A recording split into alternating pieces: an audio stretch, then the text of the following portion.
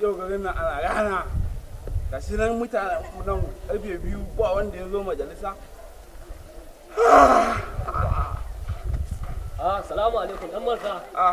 Wata zuwa. Garin ne na ga majalisar kai kadai ne. Yau ni kadai ne ai na karfe 2 ba wanda ya zo. Gari ya dau dimi.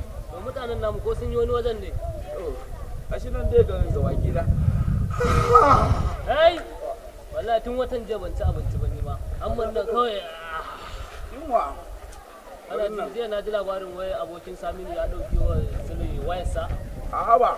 Biyan da suke da girman Allah sun kajiya biya. Tun yaushe kawai na dai ga ma ni kawai ka biya. Allah sun kajiya ruwa. Biyan da suke da shi. Kun ba ka biya ruwa ka ba Allah. Biyan da suke da shi. Na ga mama muna magana ba su da wani. Ni ba kai. Haba bayan Allah kuna gani ana rigima ba ku. Me zo mu gashi nan kai ne ya guri ba Allah ba ta biya ruwa ta ba. Ina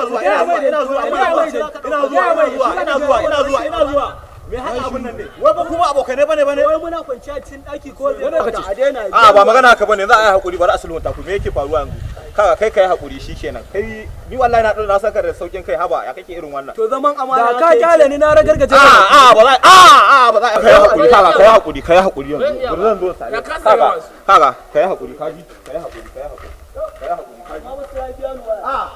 haka da mu shikenan yawa ban ajiyar nan da na baku